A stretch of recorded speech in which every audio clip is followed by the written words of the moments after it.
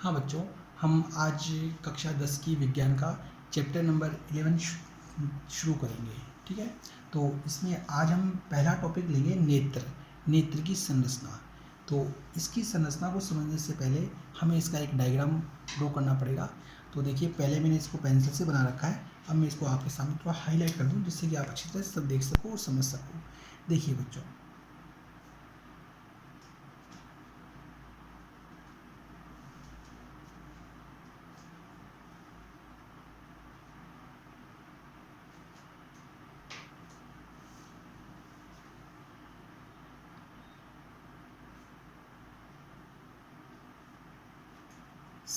समय की बचत के लिए थोड़ा सा हमने पहले बना लिया।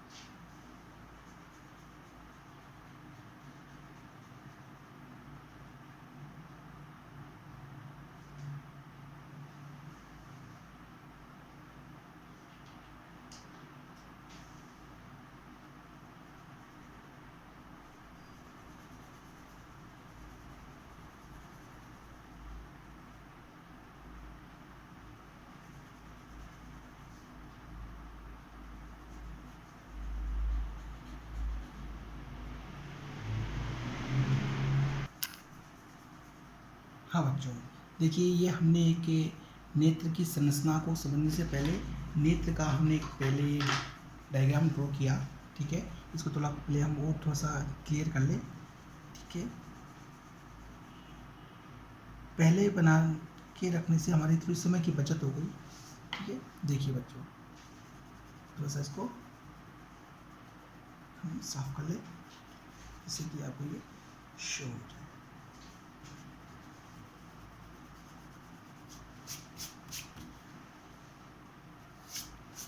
देखिए बच्चों, आज हम पाठ 11 शुरू करेंगे। इसमें हमारा पहला टॉपिक है नेत्र की संरचना। तो सबसे पहले हम नेत्र का इस प्रकार डायग्राम बनाएंगे, फिर इसके एक एक पार्ट्स को हम समझते हुए लिखेंगे। तो देखिए बच्चों, ये नेत्र के सबसे बाहर जो ये वाली परत जो दिख रही है आपको, जिस पर मैंने मार करके पॉइंट लगा रखा है, ये वाली परत। ठीक है, इस परत को हम कहते हैं श्वेत पटल। श्वेत श्वेत पटल, इसको हम श्वेत पटल कहते हैं। ठीक है, ये श्वेत पटल श्वेत रंग की होती है। फर्स्ट पॉइंट, ये अपारदर्शी होती है, मतलब आर पार नहीं देख सकते। ठीक है, नेक्स्ट, ये कई परतों की बनी होती है।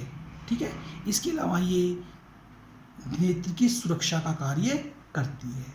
ओके, तो मैं दोबारा रिपीट कर रहा हूँ, ये श्वेत पटल होती है। ये सबसे बाहरी परत जो है ये श्वेत पटल है, ये श्वेत रंग की होती है। ठीक है, अपारदर्शी होती है और विभिन्न परतों की बनी होती है और इस नेत्र की सुरक्षा का कार्य करती है। करेक्ट। तो देखिए बच्चों, हम यहाँ लिखेंगे श्वेत पटल के बारे में। श्वेत पटल, श्वेत पटल। फर्स्ट, यह नेत्र की सबसे बाहरी परत है, ठीक है। सेकंड, यह श्वेत रंग की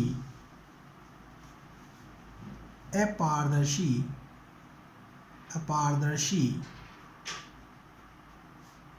परत है। ये श्वेत रंग की अपारदर्शी परत होती है। तीसरा, यह विभिन्न परतों की बनी होती है। नेक्स्ट, यह नेत्र की सुरक्षा करती है। ठीक है। देखिए बच्चों, इस बाहरी परत के ये कार्य होते हैं। सबसे बाहरी परत होती है, अपारदर्शी होती है, विभिन्न परतों की बनी होती है और नेत्र की सुरक्षा करती है। करेक्ट। अब आगे चलते हैं हम।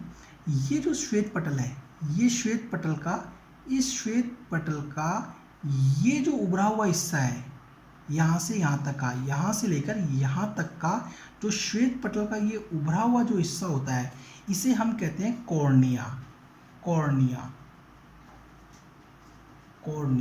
करेक्ट। ये कहलाता है कॉर्निया। श्वेत पटल का उभरा हुआ हिस्सा कॉर्निया कहलाता है। ये पारदर्शी होता है, ठीक है। ये पारदर्शी होता है।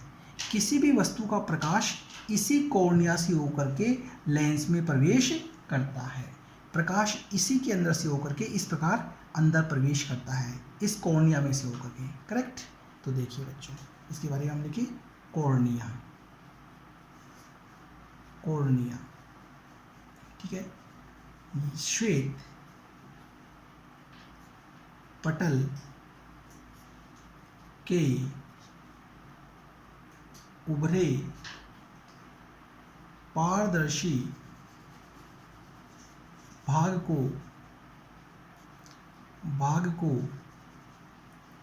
कॉर्निया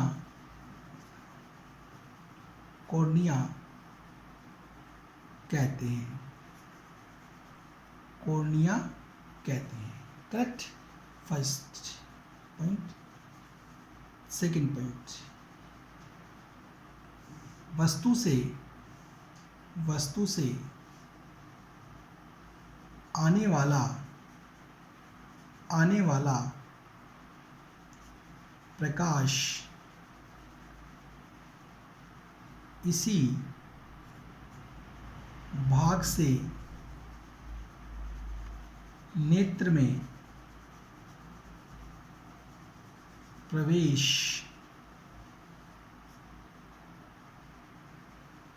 करता है। ठीक है। देखिए बच्चों, ये होता है कॉर्निया के बारे में। ये पारदर्शी होती है और वस्तु से आने वाला प्रकाश इसी भाग से होकर के अंदर प्रवेश करता है। करेक्ट। अब देखते हैं हम इसका नेक्स्ट पार्ट। देखिए बच्चों, ये जो काली पर्दे नुमा जो आपको संरचना दिखाई दे रही है, ठीक है, इसको हम कहते हैं परितारिका या आइरिस। ठीक है, आइरिस या परितारिका। तो फर्स्ट पॉइंट, परितारिका या आइरिस कॉर्निया के पीछे स्थित होते हैं। देखिए, ये कॉर्निया और ये आइरिस है, तो ये दोनों इसके पीछे की तरफ स्थित है।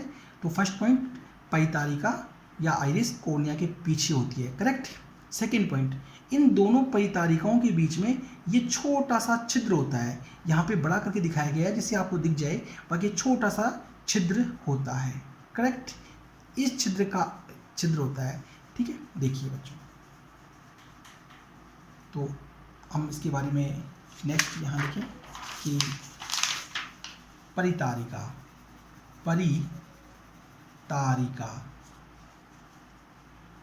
या आइरिस। ठीक है। देखिए, यह कॉर्निया के पीछे काली कोर्निया के पीछे काली अपारदर्शी अपारदर्शी अपारदर्शी पर्देनुमा संरचना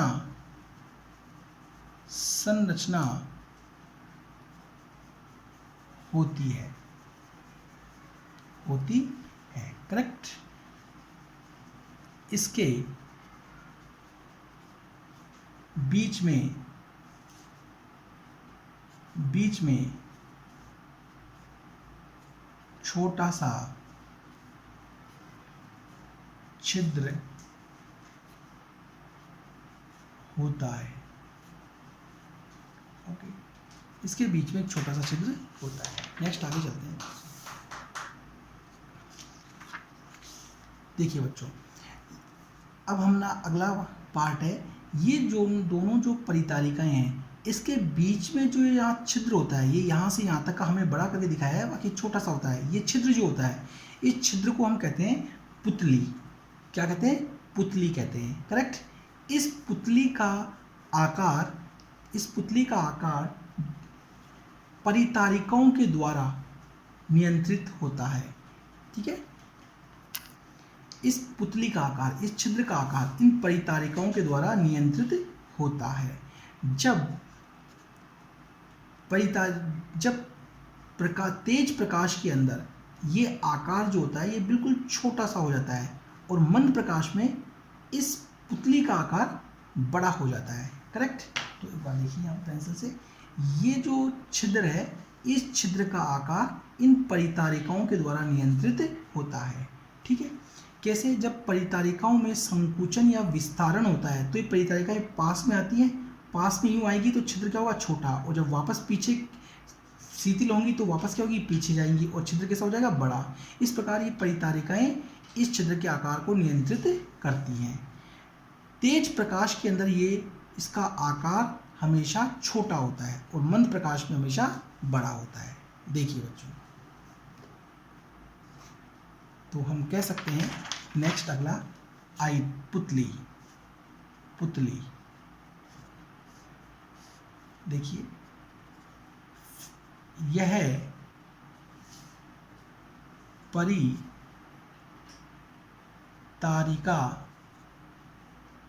परितारिका के मध्य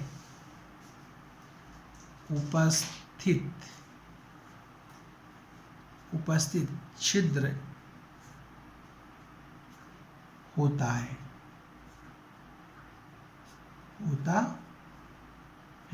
ठीक है। इसका आकार परितारिका द्वारा नियंत्रित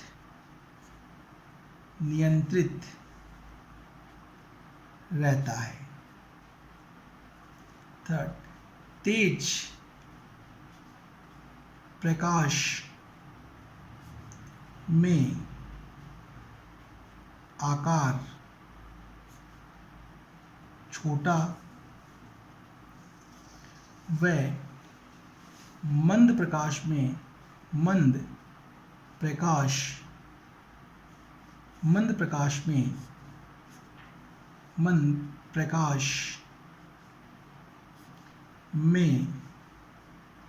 बड़ा होता है। ये होती है बच्चों परितारिका। देखिए, अब हम अगला पार्ट देखते हैं। देखिए, ये परितारिका हो गई, ये पुतली हो गई। अब हम देखते हैं अगला पार्ट, लेंस, ठीक है। तो देखिए बच्चों, ये जो परितारिका है, इस परितारिका के जस्ट पीछे उत्तल लेंस स्थित होता है, ठीक है। उत्तल लेंस, हाँ, तो ये परितारिका के पीछे ये उत्तल लेंस स्थित होता है।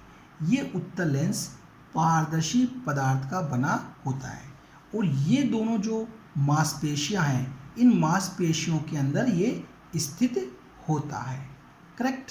तो देखिए बच्चों, पहले हम यहाँ नामांकित कर दें इसको। ये हमारी परितारिका, परितारिका,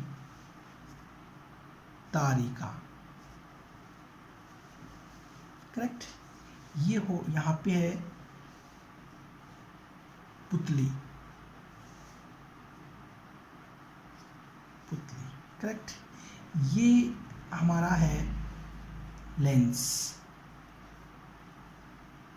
ओके, ये लेंस हो गया।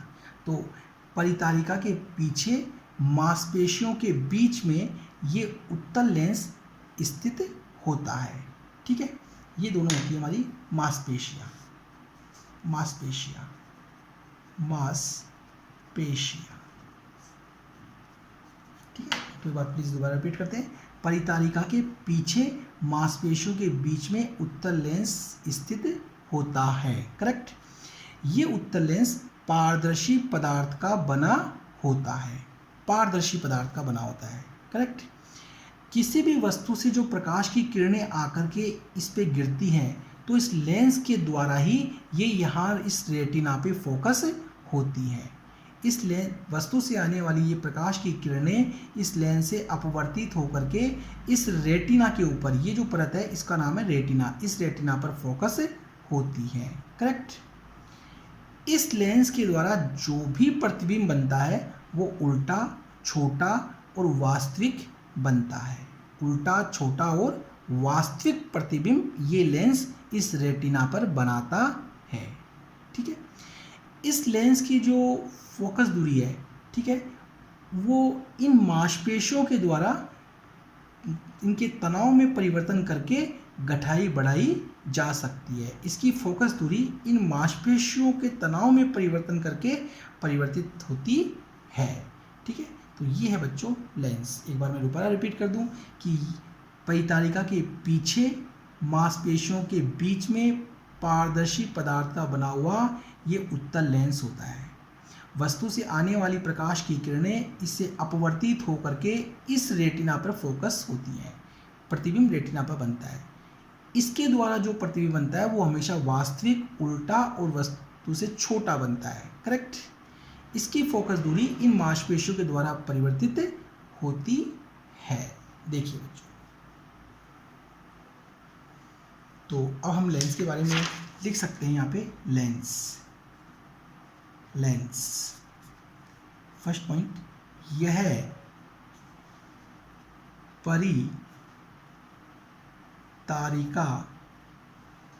परितारिका के पीछे मांसपेशियों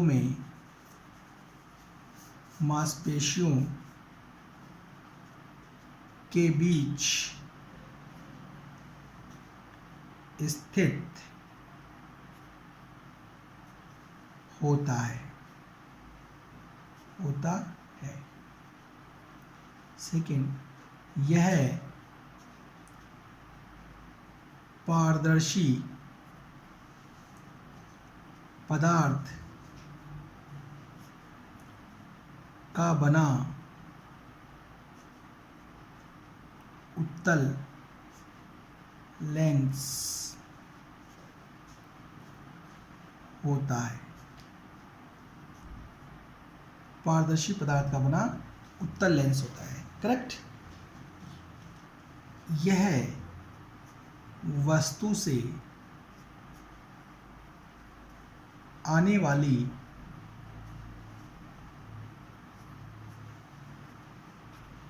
किरणों को रेटिना पर फोकस करता है, ठीक है। नेक्स्ट, इसके द्वारा उल्टा, छोटा, वास्तविक प्रतिबिंब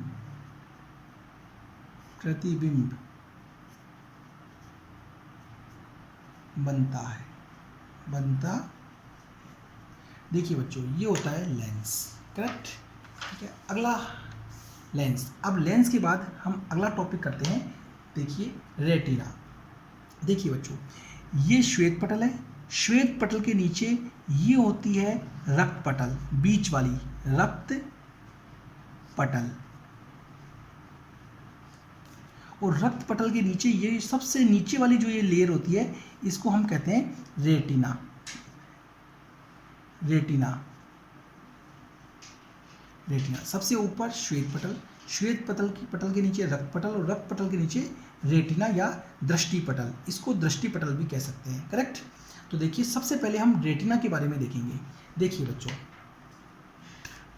ये प्रकाश की किरणें लेंस से अपवर्तित होकर के रेटिना पर फोकस होती हैं। इस प्रकार रेटिना के ऊपर क्या होती है, फोकस होती है। एक बार मैं हाईलाइट कर दूं, इससे अपवर्तित होकर के और रेटिना के ऊपर ये फोकस होती हैं। अर्थात प्रतिबिंब जो होता है, वस्तु का प्रतिबिंब इस रेटिना के ऊपर बनता है, करेक्ट, रेटिना पर बनता है।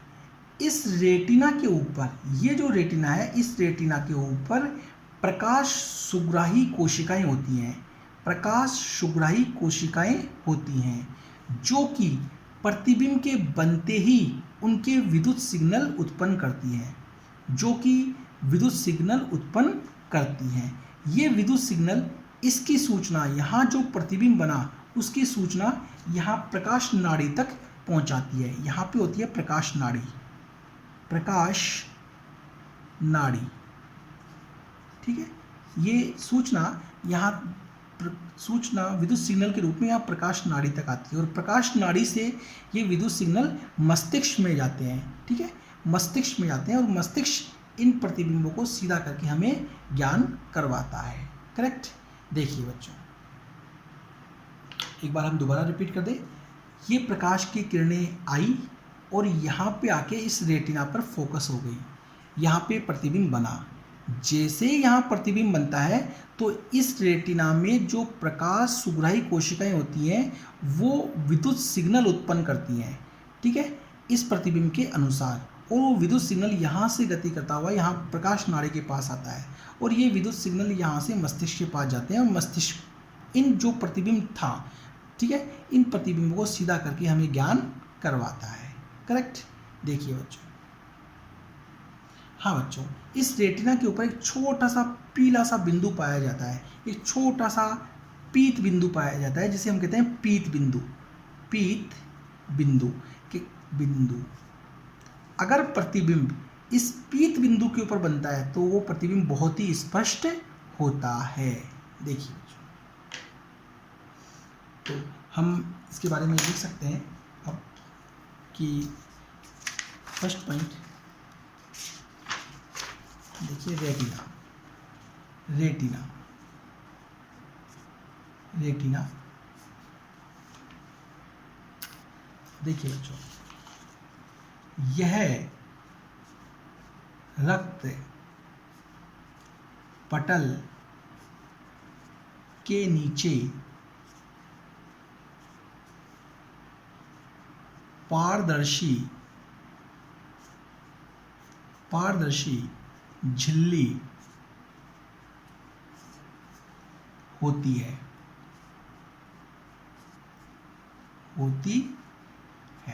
Correct. First point. Second point, वस्तु से आने वाला प्रकाश लेंस से अपवर्तित होकर रेटिना पर फोकस होता है।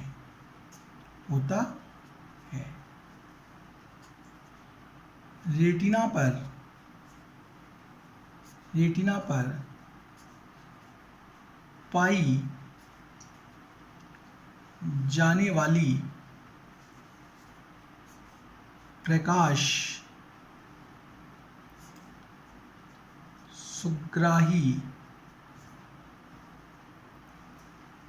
कोशिका इन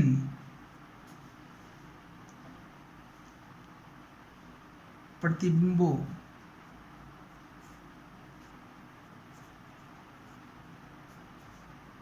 की सूचना विद्युत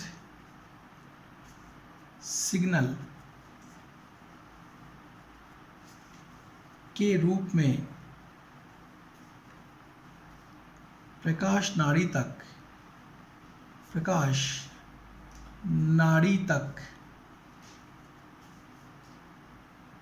पहुंचाती है।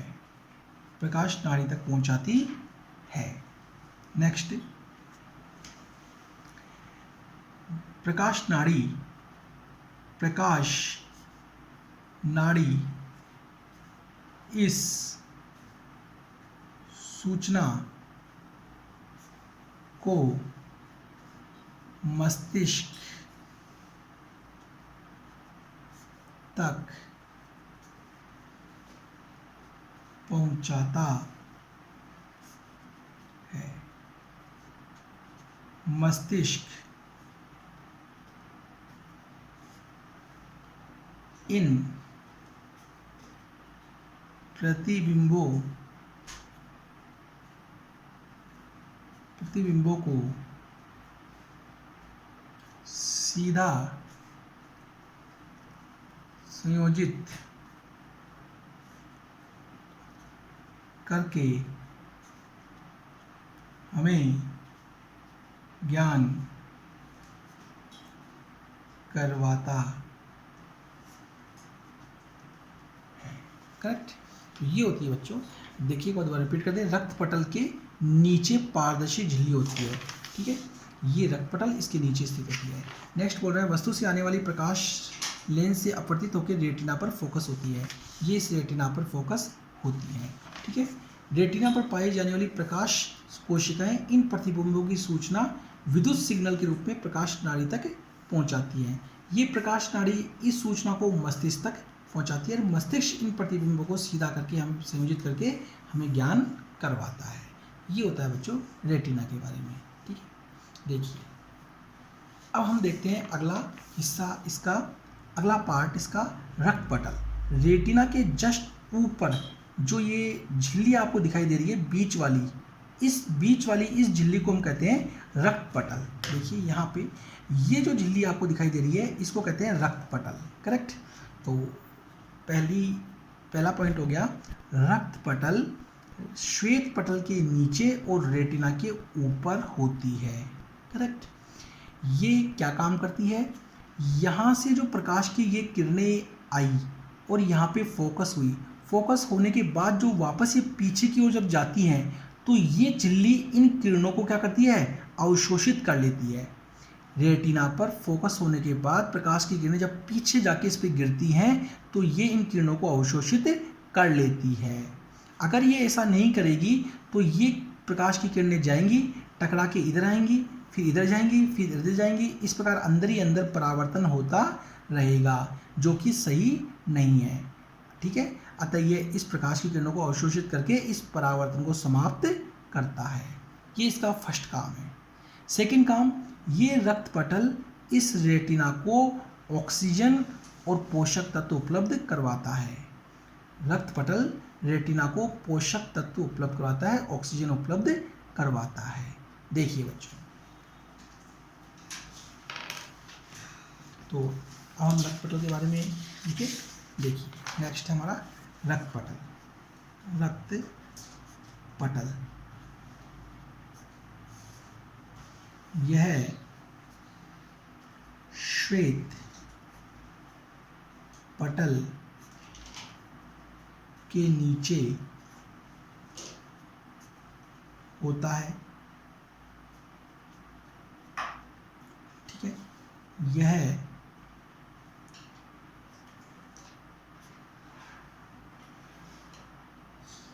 प्रकाश की किरणों को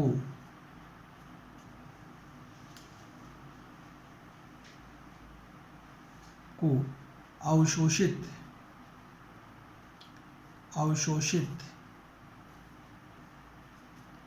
करके परावर्तन को समाप्त करता है। ठीक है, यह रेटिना को ऑक्सीजन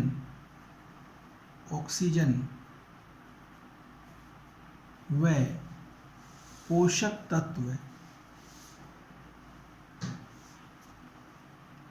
देता है। ठीक है, देखिए बच्चों, ये होती है रक्त पटल। अब हम नेत्र का अगला भाग देखते हैं। देखिए बच्चों, ये है कॉर्निया और ये होता है लेंस। इस कॉर्निया और इस लेंस के बीच यहाँ पर एक तरल पदार्थ भरा होता है जिसे हम कहते हैं जलीय द्रव। ठीक है, यहाँ पे एक तरल पदार्थ फिल होता है जिसे हम कहते हैं जलीय द्रव। इसको हम यहाँ लिख सकते हैं इस प्रकार, जलीय द्रव।